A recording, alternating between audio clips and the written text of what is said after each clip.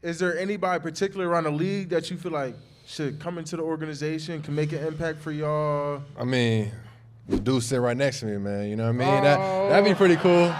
That'd be pretty cool, no? You don't think so? You don't think so? How you feel about that? What would your take be on coming to Green Bay, man? Oh, it's too many Cowboy fans in the audience. There's too many Cowboy fans. My fault. All right, listen. My fault. I'm in one of them Drewski 360 deals. You feel me? I'm a for lifer. I like that. I can't go nowhere. I like that. Man, Jerry Jones, we done talked. You know, that's my dog. Stop the cap. Stop the cap right now. And a cap indeed that was. Micah Parsons was traded to the Green Bay Packers on August 28th for Kenny Clark and 2 first-round picks. Now, to be honest, I had no clue who Kenny Clark was. I had to do my research on him. And actually, homie is a solid player. So I don't know, maybe in the long run, this may be a good trade for both sides, actually.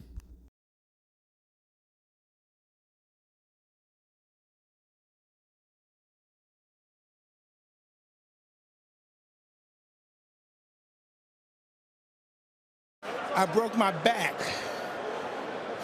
What do you mean by that? You My broke back is broken.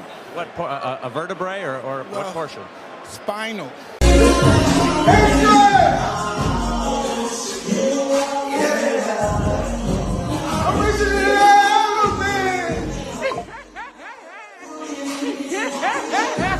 Is he taking a lap?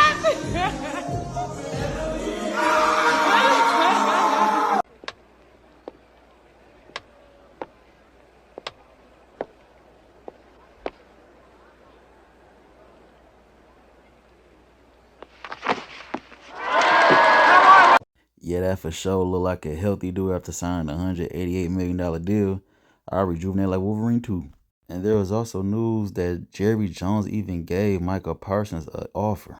So his agent, David Mulugheta, we will mention him down the road, said the Cowboys were about to make up the highest non-paid quarterback, but it was only on average annual value. He basically was explaining that the numbers look good, but the cash flow won't be structured properly. Then Jerry Jones explained how him and Micah even agreed to the terms. So basically the Packers paid him more, but in less years. So an interesting fact, the Cowboys tried to place him as a DE after they picked up the 5th year in regards to a linebacker. So I'm assuming the linebacker, they would have had to pay him more money. During an interview on Michael Irvin's podcast, Jerry Jones explained the details on what happened during that day. When we wanted to send the details to the agent told us to stick it up our ass. Wait, now see, I was just so you're clear. Wait. What do you mean? So wait. What do you mean? Mike and I talked, and then we were going to send it over to the agent. And we had our agreements on term, amount, guarantees, everything. We were going to send it over to the agent. And the agent said, don't bother because we've got all that to negotiate.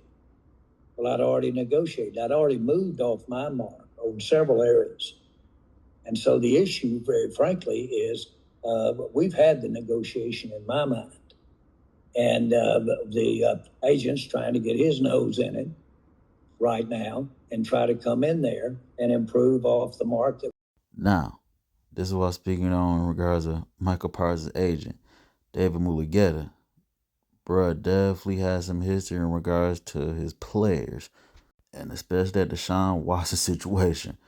Bruh definitely getting paid not to play. Shoot, I want him as my agent too, for real.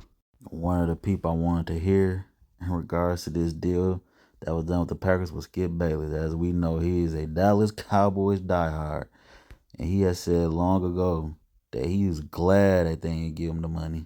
To reiterate, my opinion about Micah Parsons never wavered. I have been first to market with this. I have set the tone on this, not for 1 year, but for 2 long years. I said Micah Parsons has been nullified by the opposition. Micah Parsons has become the classically overhyped, overrated, and soon to be overpaid Dallas Cowboy. And I have said again and again, please, Jerry, don't make him the highest paid non-quarterback ever. Please don't do that because he ain't worth it. You know it and I know it. The biggest irony of all is that Micah's worst game ever, and he's no-showed in 2 playoff games against San Francisco. In this game, the biggest nightmare debacle of my Cowboy watching life was the Green Bay home playoff game. We're a 2 seed. They're a 7 seed. They're the youngest team in the playoffs. They have 0 Pro Bowlers. We have 7 Pro Bowlers. It's 27-0 before halftime. Can they not watch their own tape of what they did? Micah played in that game, and Micah put up the worst stats in his career against Green Bay. They played no defense because he no-showed. He ghosted his own defense. To me,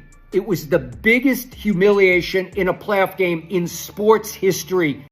Now, the stats shown he did not have a good game. Not enough to help them boys win that game. It was a shocker.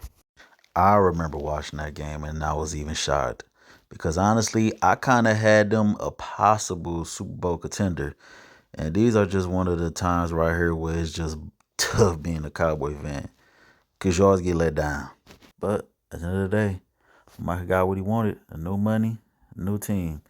It was kind of interesting hearing the other teams that he possibly was going to go to, like the Eagles or my Ravens. Goodness gracious, I had a heart attack. I kind of feel like this is definitely a good addition to the team, especially with the young core and with them building upon this. And historically, the Packers known for having good defensive ends. It's crazy. But at the end of the day, this was all about paying back those who've been there with you. The blood, sweat, and tears, the ups and downs. He mentioned on retiring his mom. So shout out to him in regards to this. And I'm wishing him the best of luck for his career. And when you look at here, the Eagles done beat the Cowboys. And look at those rushing stats. Wonder if there had been a difference if Michael was there. You know, he probably at the crib laughing his ass off. And I feel like that's going to be the story of the Cowboys. What would happen if Michael would have been there? And this is also funny. You Dallas fans, y'all got it down bad with getting away y'all franchise players. Luka, Micah. Yeah, I think the Cowboys and especially Micah individually got a lot to prove in regards to him taking that deal with the Packers and the Cowboys, saying, hey, we don't need him. So I give him winning the North and them making a playoff appearance. I don't know about Super Bowl yet. It depends on the improvement, development of Jordan Love. So we'll see. But thank y'all for watching. Comment, subscribe, share. Holla at your boy.